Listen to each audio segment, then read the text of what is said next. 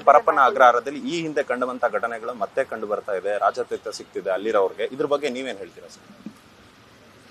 ಇಲ್ಲಿ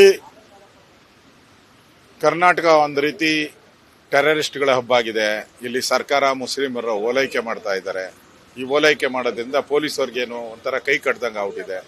ನಾವೇನ ಮುಸಲ್ಮಾನರಿಗೆ ಏನಾನ ಹೊಡೆದು ಬಡ್ದು ಮಾಡಿದ್ರೆ ನಾವು ಸಸ್ಪೆಂಡ್ ಆಗ್ತೀರಿ, ಟ್ರಾನ್ಸ್ಫರ್ ಆಗ್ತೀರಿ. ಅದಕ್ಕೆ ಯಾಕೆ ಫ್ರೀ ಬಿಟ್ಬಿಟ್ಟಿದ್ದಾರೆ. ಅದಕ್ಕೆ ಮೊಬೈಲು ಫ್ರೀ, ಎಣ್ಣೆನೂ ಫ್ರೀ, ಮಾಂಸನೂ ಫ್ರೀ, ಬಿರಿಯಾನಿನೂ ಫ್ರೀ, ಎಲ್ಲ ಫ್ರೀ ಮಾಡ್ತಾ ಇದ್ದಾರೆ.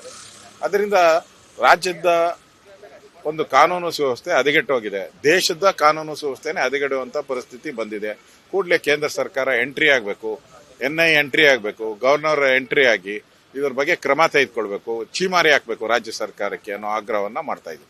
ಸರ್, ಹಿಂದೆ ದರ್ಶನ್ ಅವ್ರ ವಿಚಾರದಲ್ಲೂ ಕೂಡ ಇದೇ ರೀತಿ ರಾಜತೀರ್ಥ ಕಂಡು ಬಂದಿತ್ತು. ಮತ್ತೆ ಈ ಬಾರಿ ಕಂಡು ಬಂದಿದ್ದು ಅಲ್ಲಿಂದ ಇಲ್ಲಿವರೆಗೂ ಏನು ಸ್ಟ್ರಿಕ್ಟ್ ಮಾಡಿಲ್ವಾ ರಾಜ್ಯ ಸರ್ಕಾರ? ಏನು ಕ್ರಮ ಕೈಗೊಂಡಿಲ್ವಾ ಅಂತ ಸರ್? ಇಲ್ಲ, ದರ್ಶನ್ಗಾದ್ರೆ ಒಂಥರ ಕಾನೂನು ರೀ.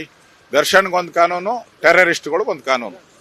ಸಿದ್ದರಾಮಯ್ಯನವ್ರದ್ದು ದರ್ಶನ್ಗೆ ಸ್ಟ್ರಿಕ್ಟು, ಫುಲ್ ಸ್ಟ್ರಿಕ್ಟು, ಟೆರರಿಸ್ಟ್ಗಳಿಗೆ ಫುಲ್ ಫ್ರೀ ಅಷ್ಟೇ. ಇಲ್ಲಿ ದರ್ಶನ್ ತಪ್ಪು ಮಾಡಿದ್ದಾರೆ, ಇಲ್ಲ ಅಂತ ಹೇಳಲ್ಲ. ಕಾನೂನು ಎಲ್ಲರಿಗೂ ಒಂದೇ ಆಗಿರ್ಬೇಕಲ್ಲ. ದರ್ಶನ್ಗೆ ಮಾತ್ರ ಸ್ಟ್ರಿಕ್ಟು, ಟೆರರಿಸ್ಟ್ಗಳಿಗೆ full free. Biryani free, mobile free, ಎಲ್ಲ ಫ್ರೀ. ದರ್ಶನ್ ಸಿಗರೇಟ್ ಸೇದ್ರೆ ತಪ್ಪು, ಸುಪ್ರೀಂ ಕೋರ್ಟ್ವರೆಗೂ ಹೋಗ್ತಾರೆ. ಈಗ ಹೋಗ್ರಿ, ಇವ್ರಿಗೂ ಹೋಗ್ಬೇಕು ಸುಪ್ರೀಂ ಕೋರ್ಟ್ ಅಲ್ಲಿ ಹೋಗ್ಲಿ. ಸರ್, ಈಗ ಅಲ್ಲಿ ಅಧಿಕಾರಿಗಳಿಗೂ ಕೂಡ ಸಸ್ಪೆಂಡ್ ಮಾಡಿದ್ದಾರೆ, ಮತ್ತೆ ಒಂದು ಕಮಿಟಿ ರಚನೆ ಮಾಡ್ತಿದ್ದಾರೆ. ಇದು ಏನಕ್ಕೆ ಸರ್? ಅಂದ್ರೆ ಈ ಹಿಂದೆ RCB ಕಾಲ್ತೊಳಿತ ವಿಚಾರದಲ್ಲೂ ಅಧಿಕಾರಿಗಳಿಗೆ ಸಸ್ಪೆಂಡ್ ಈಗ ಕಮಿಟಿ ಮಾಡಿರೋದು ಮುಚ್ಚಾಕೋ ಕಮಿಟಿ. ಅದು ಈಗ SP ನೇತೃತ್ವ ಮಾಡೋರಲ್ಲ, ಮುಚ್ಚಾಕ ಕಮಿಟಿ ಅದು. ಆ ಮುಚ್ಚಾಕ ಕಮಿಟಿ ಮಾಡಿ ಸುಮ್ಮನೆ ಅವ್ರಿಗೆಲ್ಲ ಕಾಫಿ ತಿಂಡಿ ವೇಸ್ಟ್ ಮಾಡಬೇಡಿ.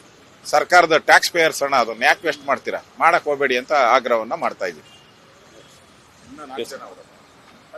ಇದಾಗಿತ್ತು ವಿಪಕ್ಷ ನಾಯಕರಾಗಿರುವಂತಹ ಆರ್ ಅಶೋಕ್ ಅವರ ಮಾತುಗಳು. ಕ್ಯಾಮರಾ ಪರ್ಸನ್ ಶಿವಮೂರ್ತಿ ಜೊತೆ ಒಂದು ಬೇಕಾದಿತ್ಯ ಕಾರ್ಲೇಕರ್, ಅಶ್ವವೇಧ ನ್ಯೂಸ್, ಬೆಂಗಳೂರು.